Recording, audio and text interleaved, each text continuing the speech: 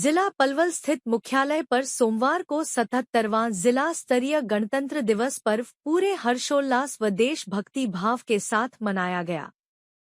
समारोह में भारत सरकार में केंद्रीय सहकारिता राज्य मंत्री कृष्णपाल गुर्जर ने बतौर मुख्य अतिथि राष्ट्रीय ध्वज फहराने उपरांत परेड का निरीक्षण किया और भव्य मार्च पास्ट की सलामी ली।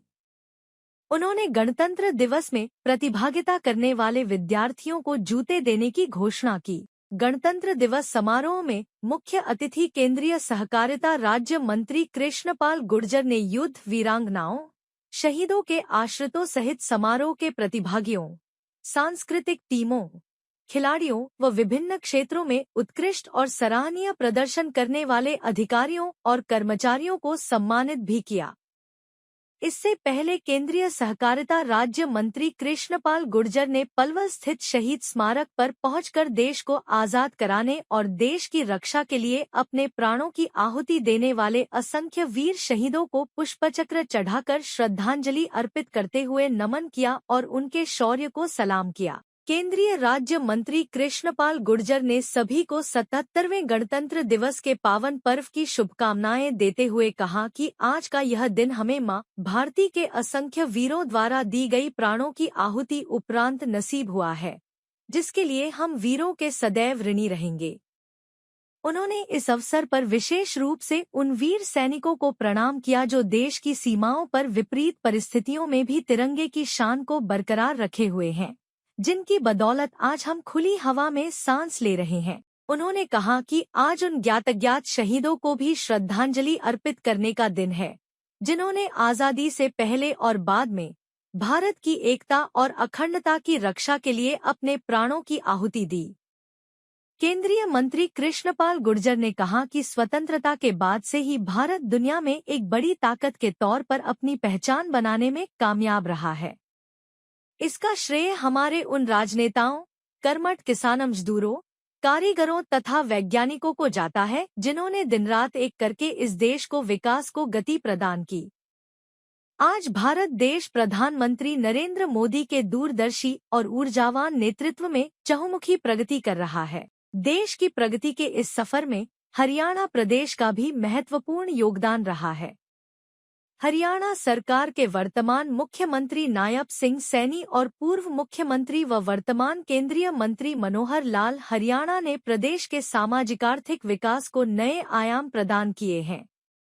केंद्रीय मंत्री कृष्णपाल गुर्जर ने कहा कि आज खेल जगत में हरियाणा का बड़ा नाम है। हमारे युवा बड़ी उपलब्धियां प्राप्त कर देश प्रदेश का नाम रोशन कर रहे हैं।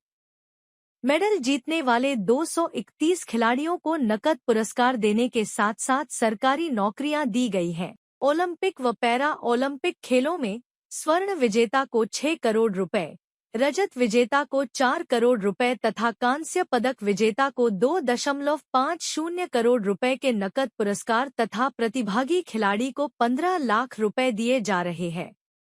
इस अवसर पर उपायुक्त डा हरीश कुमार वशिष्ठ, उपायुक्त की माता माया वशिष्ठ और धर्मपत्नी अनु वशिष्ठ, पुलिस अधीक्षक वरुण सिंगला, अतिरिक्त उपायुक्त डा Subhita Dhaka, SDM Palwal Jyoti, MD sugar mill Dwija, DMC Manisha Sharma, नगराधीश प्रीति रावत, मुख्यमंत्री सुशासन सहयोगी संजीव कुमार, नगर परिषद पलवल के चेयरमैन डा यशपाल, जिला शिक्षा अधिकारी मामराज रावत, पूर्व विधायक सुभाष कत्याल, रामरतन, दीपक मंगला, केहर सिंह रावत, प्रवीण डागर, वरिष्ठ नेता हरेंद्रपाल राणा, प्रवीण ग्रोवर, एलडी वर्मा, भगत घुघेरा, महेंद्र भडाना, किरणपाल खटाना, पार्षद अनिल गोसाई, प्रवीण ग्रोवर, वीरेंद्र शर्मा, जसबीर, युद्ध वीरांगनाएं, शहीदों के आश्रित सहित अन्य अधिकारी कर्मचारी व गणमान्य व्यक्ति उपस्थित रहे।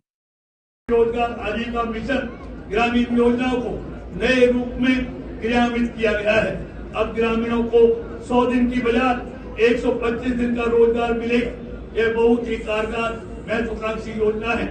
इसमें प्रदेश में रोजगार के अवसर बढ़ेंगे। बिजली विकास की धुरी है। बिजली आपूर्ति को सुदृढ़ बनाने की दिशा में फीडर से सैनिटाइजेशन प्रोग्राम लागू कर बेहतर कार्य किया जा रहा है। हमारा गांव जगमगांव योजना के तहत प्रदेश के 6019 गाँवों में 24 घंटे बिजली आपूर्ति सुनिश्चित की जा रही है। पीएम सूर्य घर मुफ्त बिजली योजना के तहत लक्ष्य के अनुरूप अब तक 50,563 सोलर सिस्टम लगाए जा चुके हैं। हर माह 3200 रुपए वृद्धावस्था सम्मान भत्ता, विधवा पेंशन, दिव्यांग पेंशन प्रदान करने का निर्णय लिया है। गिरते लिंगों को रोकने के लिए बेटी बचाओ बेटी पढ़ाओ कार्यक्रम चलाया गया है, जिसके सार्थक परिणाम आने लगे हैं। प्रदेश में वर्ष 2014 में लिंगानुपात 871 था, जो बढ़कर 2025 में 923 हो गया। महिलाओं की सुरक्षा के लिए हर जिले में वन स्टॉप सेंटर सखी संचालित किए जा रहे हैं। इसके तहत अब तक 55,984 महिलाओं को लाभान्वित किया गया है। वर्तमान सरकार के कार्यकाल में 1.14 लाख से अधिक युवाओं को पोषण प्रशिक्षण दिया गया है। अब तक 2873 रोजगार मेलों का आयोजन किया करके 1,15,000 से अधिक युवाओं को निजी क्षेत्रों में रोजगार दिलवाया गया है। वर्तमान में लगभग 400 सरकारी सेवाओं योजनाओं तथा सब्सिडी को परिवार पहचान पत्र से जोड़कर लगभग 60 लाख परिवारों को लाभ दिया गया है। गुरुग्राम, करनाल, फरीदाबाद और पंचकुला को स्मार्ट सिटी बनाया जा रहा है। गुरुग्राम, फरीदाबाद और पंचकुला के विकास के लिए मेट्रोपॉलिटन डेवलपमेंट अथॉरिटी का गठन किया गया है। इसके अलावा हिसार मेट्रोपॉलिटन डेवलपमेंट अथॉरिटी को Hisar Agarwal metropolitan development authority के साथ जोड़ा गया है। शहरी स्मार्ट सिटी मिशन के तहत फरीदाबाद में 45 परियोजनाएं तथा करनाल में 122 परियोजनाएं स्वीकृत की गई हैं। शहरी नगर लोगों के लिए राष्ट्रीय आजीविका मिशन और ग्रामीण लोगों के लिए ग्रामीण आजीविका मिशन लागू किया गया है। वर्तमान सरकार द्वारा 3244 कॉलोनियों को नियमित कर उनमें आधारभूत संरचनाएं मुहैया करवाने के लिए 1,000 करोड़ रुपए की राशि खर्च करने का प्रावधान किया गया है। हरियाणा में सड़कों का सुधार और नई सड़कों का निर्माण किया जा रहा है। आज प्रदेश का हर जिला नेशनल हाईवे से जुड़ गया है।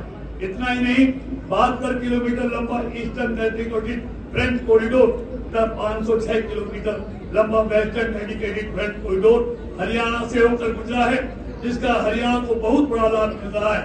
केएमपी के साथ साथ हरियाणा ऑर्टिबल रेल कॉरिडोर भी बनाया जा रहा है और दिल्ली के सहायक रेखा से करनाल तक RRTS रेल लाइन भी स्थापित की जा रही है।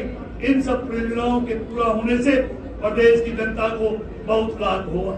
हुडा सिटी सेंटर से साइबर सिटी गुरुग्राम में मेट्रो कनेक्टिविटी के प्रस्ताव मंजूरी दी गई है। लगभग 28.50 किलोमीटर लंबे कॉरिडोर पर 27 स्टेशन बनेंगे तब लगभग 5453 करोड़ रुपए की राशि व्यय होगी।